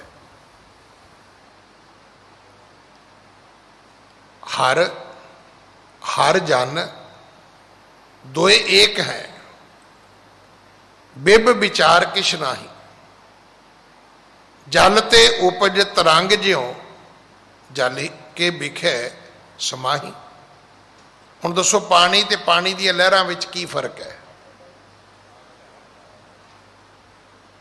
ਪਾਣੀ ਤੇ ਜਿਹੜੀਆਂ ਪਾਣੀ ਤੋਂ ਛੱਲਾਂ ਉੱਠਦੀਆਂ ਨੇ, ਕੀ ਫਰਕ ਹੈ ਉਹਦੇ 'ਚ? ਜੇ ਪਾਣੀ ਨਾ ਹੋਵੇ ਤੇ ਛੱਲਾਂ ਪੈਦਾ ਹੀ ਨਹੀਂ ਹੋ ਸਕਦੀਆਂ। ਹੁਣ ਅਸੀਂ ਕਹੀਏ ਜੀ ਛੱਲਾਂ ਉੱਚੀਆਂ ਹੁੰਦੀਆਂ ਨੇ, ਉਹ ਜੇ ਥੱਲੇ ਸਮੁੰਦਰ ਨਾ ਹੋਵੇ ਤੇ ਛੱਲਾਂ ਆਉਣਗੀਆਂ ਕਿੱਥੋਂ? ਕਦੇ ਆਪਣਾ ਰੇਗਿਸਤਾਨ ਦੇ ਵਿੱਚ ਕਦੇ ਕਿਸੇ ਨੇ ਛੱਲਾਂ ਉੱਠਦੀਆਂ ਵੇਖੀਆਂ ਨੇ? ਉੱਥੇ ਰੇਤਾ ਹੀ ਉੱਠਦਾ ਹੈ। ਸ਼ਾਇਦ ਪਤਾ ਨਹੀਂ ਤੁਸੀਂ ਕਦੇ ਰਾਜਸਥਾਨ ਦੀ ਹਨੇਰੀ ਵੇਖੀ ਕਿ ਨਹੀਂ ਵੇਖੀ? ਮੈਂ ਤੇ ਵੇਖੀ ਹੈ। ਹੁਣ ਤੇ ਸਾਰਾ ਕੁਝ ਚੇਂਜ ਹੋ ਗਿਆ। ਨਹੀਂ ਤਾਂ ਅਸੀਂ ਖੁਦ ਆਪ ਜਿਵੇਂ ਕੋਟੇ ਬੂੰਦੀ 'ਚ ਕਰਦੇ ਨੇ ਨਾ ਲੋਕ, ਦਿਨੇ ਛਤਰੀ ਲੈ ਕੇ ਚੱਲਦੇ ਨੇ ਤੇ ਰਾਤ ਨੂੰ ਕੰਬਲ ਰਜਾਈ ਲੈ ਕੇ ਸੌਂਦੇ ਨੇ। ਵੈਦਰ ਰਾਤ ਨੂੰ ਬਿਲਕੁਲ ਚੇਂਜ ਹੋ ਜਾਂਦਾ ਹੈ। ਅਸੀਂ ਆਪਣੇ ਪਿੰਡ ਕਰਦੇ ਸੀ, ਜੇਠ ਹਾੜ ਦੇ ਵਿੱਚ ਰਾਤ ਨੂੰ ਖੇਸ ਲੈ ਕੇ ਸੌਂਦੇ ਹੁੰਦੇ ਸੀ। ਬਰਾਨੀਆਂ ਹੀ ਜ਼ਮੀਨਾਂ ਹੁੰਦੀਆਂ ਸੀ ਸਾਰੀਆਂ। ਰਾਤ ਠੰਡੀ ਹੋ ਜਾਂਦੀ ਸੀ ਤੇ ਦਿਨ ਵੇਲੇ ਸਿਰ ਦੇ ਉੱਤੇ 2 ਕੱਪੜੇ ਰੱਖ ਕੇ ਚੱਲਣਾ। ਇਹ ਵੀ ਹੁੰਦਾ ਸੀ ਵੀ ਭਿਉਂ ਕੇ ਕੱਪੜਾ ਰੱਖ ਲਓ ਤੇ ਜ਼ਿਆਦਾ ਵਧੀਆ ਹੈ। ਤੇ ਮਜਬੂਰੀ ਹੁੰਦੀ ਸੀ ਦੁਪਹਿਰ ਦੀ ਰੋਟੀ ਵਿੱਚ ਕੱਚਾ ਗੰਢਾ ਤੇ ਲਾਲ ਮਿਰਚ, ਇਹ ਕੁੱਟ ਕੇ ਇਸ ਚਟਨੀ ਨਾਲ ਰੋਟੀ ਖਾਣੀ। ਸ਼ਾਇਦ ਤੁਹਾਨੂੰ ਪਤਾ ਕਿ ਨਹੀਂ ਪਤਾ, ਇਸ ਤੋਂ ਵਧੀਆ ਗਰਮੀ ਵਾਸਤੇ ਕੋਈ ਗੁਣਕਾਰੀ ਵਸਤੂ ਨਹੀਂ ਹੈ। ਅਗਰ ਤੁਸੀਂ ਕਿਸੇ ਬਹੁਤ ਗਰਮ ਏਰੀਏ ਚਲੇ ਜਾਂਦੇ ਹੋ, ਤੁਸੀਂ ਚਾਹੁੰਦੇ ਹੋ ਕਿ ਤੁਹਾਨੂੰ ਕੋਈ ਬ੍ਰੇਨ ਹੈਮਰੇਜ ਨਾ ਹੋਵੇ, ਤੁਹਾਨੂੰ ਕੋਈ ਨਸੀਰ ਨਾ ਫੁੱਟੇ। ਨਸੀਰ ਕੀ ਹੈ? ਇਹ ਤੇ ਮੇਰਾ ਖਿਆਲ ਤੇ ਆ ਜਿਹੜੇ ਗੀਜ਼ਰ ਬਣੇ ਨੇ, ਕੁੱਕਰ ਬਣੇ ਨੇ, ਇਹ ਬਣੇ ਹੀ ਬੰਦੇ ਦੇ ਸਿਸਟਮ ਤੋਂ ਨੇ। ਨਸੀਰ ਬ੍ਰੇਨ ਹੈਮਰੇਜ ਤੋਂ ਪਹਿਲਾਂ ਰੱਬ ਦਾ ਆਪਣਾ ਇੱਕ ਟ੍ਰੀਟਮੈਂਟ ਹੈ। ਕਿਸ ਤੋਂ ਪਹਿਲਾਂ ਕਿ ਦਿਮਾਗ ਦੀ ਨਾੜੀ ਫਟ ਜਾਏ, ਉਹਦੇ ਵਿਚਕਾਰ ਰੱਬ ਨੇ ਇੱਕ ਛੋਟਾ ਜਿਹਾ ਇੱਕ ਪਰਦਾ ਰੱਖਿਆ ਕਿ ਉਹਦੇ ਰਾਹੀਂ ਖੂਨ ਨੱਕ ਥਾਣੀ ਬਾਹਰ ਆ ਜਾਂਦਾ, ਬੰਦਾ ਬਚ ਜਾਂਦਾ ਹੈ। ਨਸੀਰ ਨਾਲ ਕਦੇ ਬੰਦਾ ਮਰਦਾ ਨਹੀਂ ਹੈ। ਜਿਹਦੀ ਨਸੀਰ ਫੁੱਟ ਜਾਏਗੀ ਉਹ ਬੰਦਾ ਮਰੇਗਾ ਨਹੀਂ। ਜਿਹਦੀ ਨਹੀਂ ਨਸੀਰ ਫੁੱਟੇਗੀ ਉਹਨੂੰ ਬ੍ਰੇਨ ਹੈਮਰੇਜ ਹੋ ਜਾਏਗਾ।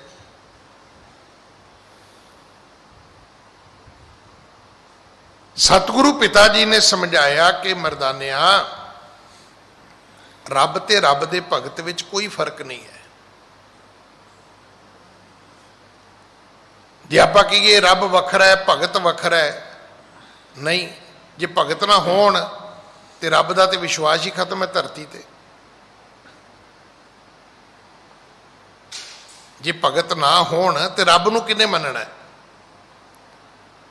अगर रब की शक्ति नूं संसार विच तुसीं इंप्लीमेंट करना है तो सिर्फ केवल ते केवल एक तरीका है कि उहदे लई भगत होना चाहिए। एवें नहीं सी गुरु नानक साहब ने भाई लैणे नूं मत्था टेकिया।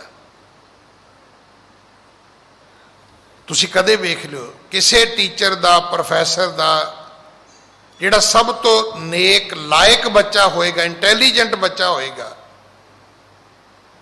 सब तो सॉफ्ट कॉर्नर टीचर दी, प्रोफैसर दी उहदे नाल होएगी। क्योंकि जदों हायर जिहड़े अथॉरिटी हुंदे ने एजुकेशन दे, उन्होंने जदों विजिट करना उन्होंने कहना दसो कोई इंटैलीजेंट बच्चा दसो जिन्हों तुसीं पढ़ाया होवे। और वो बच्चे का इंटैलीजेंट होना ही दसदा है भी इहदा अध्यापक कितना लायक है। मैं तो हमेशा बेनती करदा भी जिस मास्टर दे पढ़ाए बच्चे भेडां बकरियां चारन, उस मास्टर की की इलम है उहदा। जिहड़े डॉक्टर दे मरीज सीधे डैथ बैड ते जान, उहदी डॉक्टरी काहदी है? डॉक्टरी उहदी है जिहदे पेशेंट ठीक होके घर जान, ते जिहदे पेशेंट सीधे शमशान घाट नूं जान, उहदी काहदी डॉक्टरी है? वो तो डंगर डॉक्टरी होया। डॉक्टर की काबलीयत यह है कि भाई इन्हें तो बड़े बड़े वड्डे मरीज ठीक किए ने, ये उहदी काबलीयत है। वड्डे वड्डे अफसरां नूं इन्हें पढ़ाया है, ये उस टीचर की काबलीयत है, ये उस अध्यापक की काबलीयत है। रब की काबलीयत यह है कि उन्हें वड्डे वड्डे भगत पैदा किए ने। ऐसे भगत कदे सुनियो भगत नामदेव जी की कथा। भगत नामदेव जी नूं पकड़ लिया गया, उन्हां दे अगे शर्त रख दी गई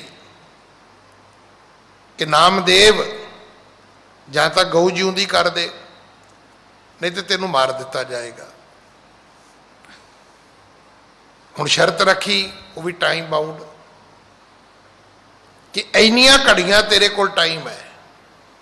ये नहीं भी साल विच जिउंदी कर दे, 5 सालां च जिउंदी कर दे ना। कुछ घड़ियां उन्होंने टाइम दिता भी इन्ने टाइम च गऊ जिउंदी करनी है। तो एक आदमी उत्थे खड़ा कर दिता गया, घड़ी तो हुंदी नहीं सी। एक आदमी नूं टल दे के खड़ा कर दिता है कि जदों एक घड़ी बतीत होवे ते तू टल खड़काउणा है। जिहड़ी स्कूल च घंटी आपां टली खड़काउंदे सीगे, कोई टली खड़काउणा कोई स्कूल की मर्यादा तो नहीं हैगी, पर बच्चों को यह दसन वास्ते भी एक पीरियड हो गया, दूजा हो गया, तीजा हो गया, होर कोई तरीका ही नहीं सीगा। अगर उदों सायरन होंदे तो टलियां काहनूं खड़काउणियां सी? एवें कोई गाडर जिहा टंगिया हुंदा सी दरख्त नाल। सिर्फ ये उस वक्त की समय की मजबूरी सी, बंदा खड़ा कर दिता गया। हुण सतगुरु की बाणी च लिखिया होया है, सात घड़ी जब बीती सुनी। जिहड़ा टाइम दसन वाला बंदा सी उन्हें दसिया भी 7 घड़ियां हो गईयां। ते कहंदे भगत नामदेव ने थोड़ा जिहा सिर उपर चुकिया ते पुछया कि अजो ना आयो 3 भवन धनी। कहंदे वो जिहड़ा 3 भवनां दा मालक है, मात लोक दा, पताल लोक दा, आकाश लोक दा, आया नहीं। फिर की होया? गरुड़ चढ़ गोबिंद आएला, आ गया। कहते गरुड़ ते चढ़िया ते भगवान आ गया। कहता दस नामदेव, कहो तो धरत कोडी करो।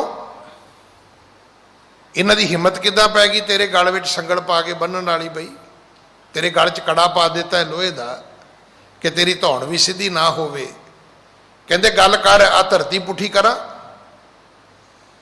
ਜਾਂ ਦੱਸ ਗਊ ਜਿਉਂਦੀ ਕਰਨੀ ਤੇ ਗਊ ਜਿਉਂਦੀ ਕਰ ਦਿੰਨੇ, ਕੀ ਕਰਨਾ ਤੂੰ ਦੱਸ। ਭਗਤ ਉਹਨੂੰ ਕਹਿੰਦੇ ਨੇ। ਸਾਡੇ ਤੇ ਕੰਮ ਹੀ ਉਲਟਾ ਹੈ।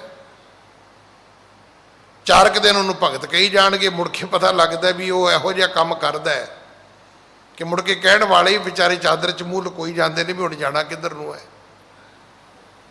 ਮੈਂ ਤਾਂ ਕੱਲ ਵੀ ਬੇਨਤੀ ਕੀਤੀ ਸੀ ਵੀ ਕਈ ਰਾਮ ਆ ਗਏ,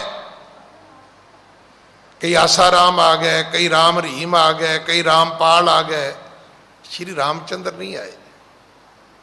ਉਹਨਾਂ ਸੋਚਿਆ ਵੀ ਰਾਮ ਕਵਾਂਗੇ ਤੇ ਰਾਮਚੰਦਰ ਵਾਂਗ ਸਾਡੀ ਵੀ ਪੂਜਾ ਹੋਏਗੀ।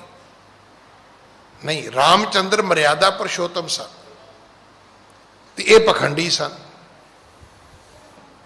ਇਹ ਤਾਂ ਨਹੀਂ ਜ਼ਰੂਰੀ ਕਿ ਮੈਂ ਕਹਾਂ ਜੀ ਮੈਂ ਭਗਤ ਹਾਂ ਤੇ ਭਗਤ ਹੋ ਗਏ ਤੇ ਭਗਤ ਨਾਮਦੇਵ ਵਰਗੇ ਭਗਤ ਹੋ ਜਾਓਗੇ। ਨਹੀਂ, ਉਹ 15 ਭਗਤ ਜਿਨ੍ਹਾਂ ਦੀ ਬਾਣੀ ਗੁਰੂ ਗ੍ਰੰਥ ਸਾਹਿਬ 'ਚ ਦਰਜ ਹੈ, ਹਰ ਭਗਤ ਕਹਿਣ ਵਾਲਾ ਓਡਾ ਵੱਡਾ ਭਗਤ ਨਹੀਂ ਹੋ ਸਕਦਾ, ਉਦਾਂ ਦੀ ਕਰਨੀ ਦਾ ਮਾਲਕ ਨਹੀਂ ਹੋ ਸਕਦਾ। ਸਤਿਗੁਰੂ ਕਹਿਣ ਲੱਗੇ ਮਰਦਾਨਿਆ, ਇਨ ਮੈਂ ਭੇਦ ਨਾ ਰੰਚਕ ਜਾਨੋ, ਦਵੈ ਸਰੂਪ ਇੱਕ ਜੋਤ ਪਛਾਨੋ। ਭਗਤ ਤੇ ਰੱਬ ਵਿੱਚ ਕੀ ਫਰਕ ਹੈ? ਕੋਈ ਫਰਕ ਨਹੀਂ ਹੈ।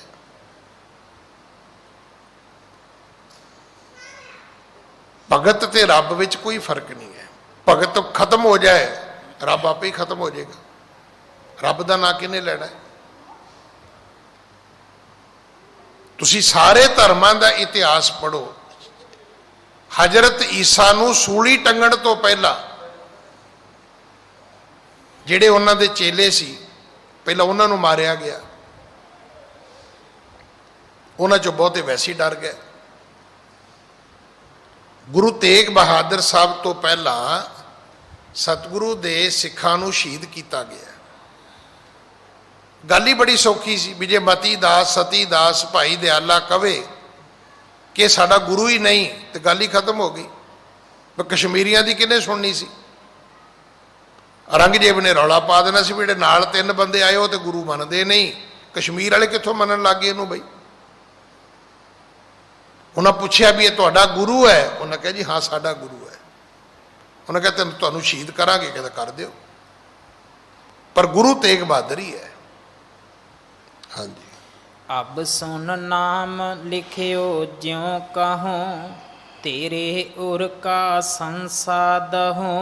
ਤੇ ਸ਼੍ਰੀ ਰਾਮਚੰਦਰ ਜੀ ਖੁਦ ਖਲੋਤੇ ਨੇ ਤੇ ਉਹਨਾਂ ਨੇ ਪੱਥਰਾਂ ਦੇ ਉੱਤੇ ਨਾਂ ਕਿਉਂ ਲਿਖਿਆ? ਸੁਣ ਮਰਦਾਨਿਆ, ਇਹਦੇ ਵਿੱਚ ਵੀ ਇੱਕ ਭੇਦ ਹੈ। ਇਹ ਵੀ ਗੱਲ ਧਿਆਨ ਨਾਲ ਸੁਣੀ। ਹਾਂਜੀ। ਰੂਪ ਦੇਖ ਉਦਰੇ ਹੈ ਥੋਰੇ, ਜਪਤ ਨਾਮ ਕੋ ਤਰੇ ਕਰੋਰੇ। ਹੁਣ ਇਹ ਵੇਖੋ ਕਿੱਡੀ ਵੱਡੀ ਗੱਲ ਹੈ। ਮੈਨੂੰ ਆਪਣੀ ਲਾਈਫ 'ਚ ਪਹਿਲੀ ਵਾਰੀ ਗੱਲ ਇਹ ਸਮਝ ਅੱਜ ਆਈ ਹੈ। ਅੱਜ ਹਿੰਦੁਸਤਾਨ ਦਾ ਪ੍ਰਧਾਨ ਮੰਤਰੀ ਹੈ, ਪਤਾ ਨਹੀਂ ਕਿੰਨੀ ਦੁਨੀਆ ਉਹਦੇ ਨਾਂ ਤੇ ਰੋਟੀ ਖਾਈ ਜਾਂਦੀ ਹੈ। ਤੁਹਾਡੇ ਇਲਾਕੇ ਦਾ SHO ਹੈ, 50 ਬੰਦਿਆਂ ਨੇ ਵੇਖਿਆ ਹੋਏਗਾ। ਉਹਨੂੰ ਵੇਖਣ ਨਾਲ ਹੋ ਸਕਦਾ ਪਾਣੀ ਪੀਣ ਵਾਲਾ ਇੱਕ ਗਲਾਸ ਪਾਣੀ ਵੀ ਨਾ ਮਿਲੇ। ਇਹ ਵੀ ਚੇਤਾ ਰੱਖਿਓ। ਤੁਸੀਂ SHO ਨੂੰ ਜਾ ਕੇ ਕੁਰਸੀ ਤੇ ਬੈਠੇ ਵੇਖਿਆ, ਤੁਹਾਨੂੰ ਪਾਣੀ ਦਾ ਗਲਾਸ ਵੀ ਨਹੀਂ ਮਿਲਿਆ, ਪਰ ਤੁਸੀਂ ਬਾਹਰ ਨਿਕਲੇ ਕਿਸੇ ਹੋਟਲ ਤੇ ਚਲੇ ਗਏ ਵੀ SHO ਸਾਹਿਬ ਨੇ ਕਿਹਾ ਵੀ 2 ਬੰਦਿਆਂ ਦਾ ਖਾਣਾ ਦੇ ਦਿਓ, ਖਾਣਾ ਪੈਕ ਹੋ ਜਾਏਗਾ। ਹੁਣ ਕੌਣ ਵੱਡਾ ਹੈ? ਨਾਮ ਵੱਡਾ ਹੈ ਕਿ SHO ਵੱਡਾ ਹੈ? ਮਤਲਬ ਮੈਨੂੰ ਵੀ ਪਹਿਲੀ ਵਾਰੀ ਗੱਲ ਸਮਝ ਆਈ ਅੱਜ। ਗੁਰੂ ਨਾਨਕ ਸਾਹਿਬ ਕਹਿਣ ਲੱਗੇ ਮਰਦਾਨਿਆ, ਸ਼੍ਰੀ ਰਾਮਚੰਦਰ ਜੀ ਨੂੰ ਵੇਖ ਕੇ ਓਨੀ ਦੁਨੀਆ ਨਹੀਂ ਤਰੀ ਜਿੰਨਾ ਰਾਮ ਦਾ ਨਾਂ ਲੈ ਕੇ ਦੁਨੀਆ ਤਰ ਗਈ ਹੈ। ਇੱਕੋ ਸਨਾਤਨ ਮਤ ਦਾ ਨੇ ਕਿ ਗੀਤ ਬੜਾ ਚੱਲਦਾ ਹੈ ਕਿ ਰਾਮ ਸੇ ਬੜਾ ਰਾਮ ਕਾ ਨਾਮ।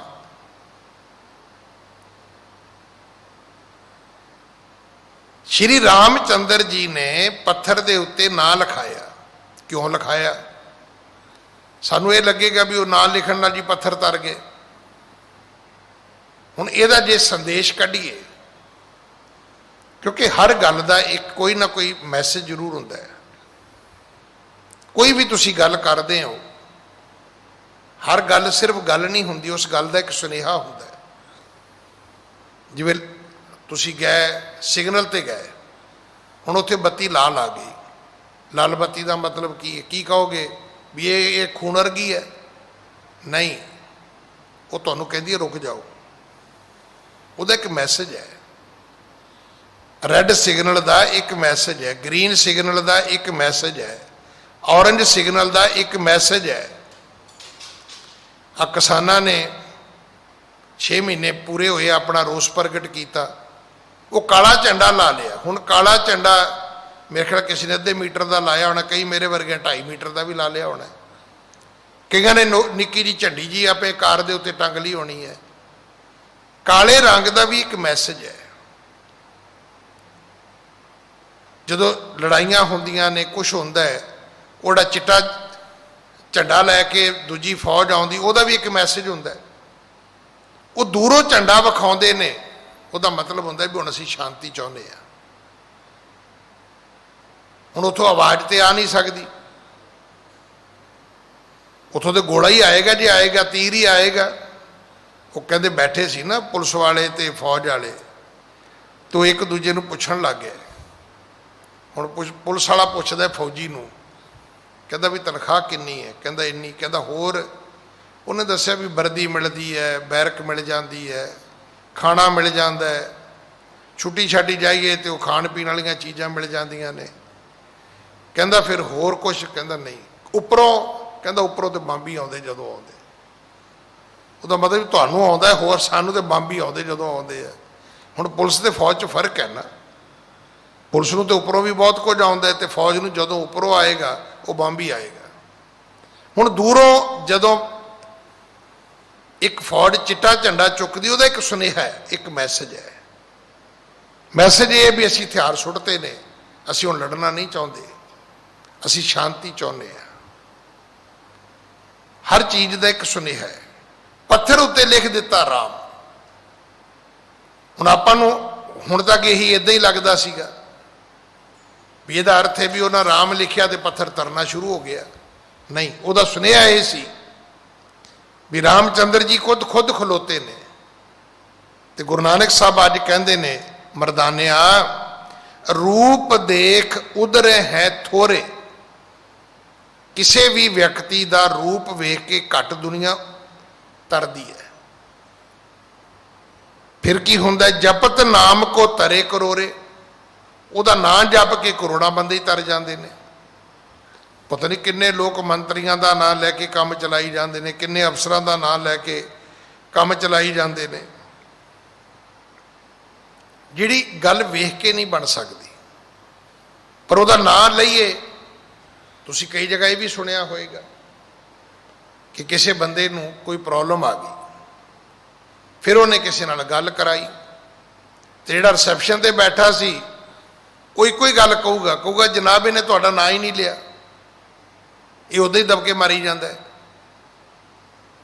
ਇਹ ਆਉਂਦਾ ਹੀ ਤੁਹਾਡਾ ਨਾਂ ਲੈਂਦਾ ਤੇ ਮੈਂ ਤੇ ਤੁਹਾਡੀ ਚਾਬੀ ਵੱਖਰੀ ਕਰ ਰੱਖ ਕੇ ਬੈਠਾ ਹੋਇਆ, ਮੈਨੂੰ ਉਦੋਂ ਹੀ ਫੜਾਉਣੀ ਸੀ। ਆ ਲਓ ਬਈ ਤੇਰਾ ਕੰਮ ਹੋ ਗਿਆ। ਨਾਮ ਵੱਡਾ ਹੈ, ਇਹ ਜ਼ਰੂਰ ਚੇਤਾ ਰੱਖਣਾ। ਬੰਦੇ ਨਾਲੋਂ ਬੰਦੇ ਦਾ ਨਾਮ ਵੱਡਾ ਹੋ ਜਾਂਦਾ ਹੈ, ਉਹਦੀ ਕਰਨੀ ਕਰਕੇ। ਹਾਂਜੀ। ਨਾਮੀ ਤੇ ਹੈ ਨਾਮ ਵਡਾਈ, ਮਹਿਮਾ ਆਪੇ RAM ਲਖਾਈ। ਇਹ ਮਹਿਮਾ ਰੱਬ ਨੇ ਆਪ ਸਥਾਪਿਤ ਕੀਤੀ ਹੈ। ਨਾਮੀ ਨਾਲੋਂ ਵੀ ਨਾਮ ਵੱਡਾ ਹੈ, ਬੰਦੇ ਨਾਲੋਂ ਵੀ ਬੰਦੇ ਦਾ ਨਾਮ ਵੱਡਾ ਹੈ। ਕਈ ਵਾਰੀ ਤੁਸੀਂ ਬੜੇ ਵੱਡੇ ਨਾਂ ਵਾਲੇ ਬੰਦੇ ਨੂੰ ਵੇਖਣ ਜਾਓਗੇ ਤੇ ਵੇਖ ਕੇ ਤੁਹਾਡੀ ਸ਼ਰਧਾ ਹੀ ਮੁੱਕ ਜੇਗੀ ਵੀ ਆਹ ਬੰਦਾ ਹੈ, ਬੜਾ ਨਾਂ ਸੁਣਿਆ ਸੀ ਇਹਦਾ। ਹੁਣ ਅਬਦੁਲ ਕਲਾਮ ਸਾਹਿਬ ਨੂੰ ਜਿਨ੍ਹਾਂ ਨੇ ਵੇਖਿਆ ਹੋਵੇ, ਮੇਰੇ ਖਿਆਲ ਤੇ ਨਹੀਂ ਸ਼ਰਧਾ ਮਾੜੀ ਮੋਟੀ ਬਚੀ ਹੋਣੀ, ਕਾਲੇ ਕਲੂਟੇ ਜੇ ਸੀਗੇ ਵਿਚਾਰੇ। ਪਰ ਜੇ ਉਹਨਾਂ ਦੇ ਨਾਂ ਦੀ ਗੱਲ ਕਰੀਏ ਤੇ ਉਹਨਾਂ ਦੇ ਨਾਂ ਨੂੰ ਸਾਰੀ ਦੁਨੀਆ ਸਲਾਮ ਕਰਦੀ। ਅਗਰ ਉਹਨਾਂ ਦੀ ਪੜ੍ਹਾਈ ਦੀ ਗੱਲ ਕਰੀਏ, ਉਹਨਾਂ ਦੀ ਅਕਲ ਦੀ ਗੱਲ ਕਰੀਏ, ਉਹਨਾਂ ਦੇ ਨਾਂ ਦੀ ਗੱਲ ਕਰੀਏ ਤੇ ਇੰਡੀਆ ਨੂੰ ਕਿੱਥੋਂ ਤੱਕ ਲੈ ਗਏ ਉਹ। ਪਰ ਜੇ ਉਹਨਾਂ ਦੀ ਸਿਰਫ ਸੂਰਤ ਦੀ ਗੱਲ ਕਰੀਏ तो बड़ी छोटी है। नामी दे भी सेम इसे तरह है, नामी नालों भी नाम जिहड़ा है वो वड्डा है। नामी कौन है? जिहड़ा जपदा है।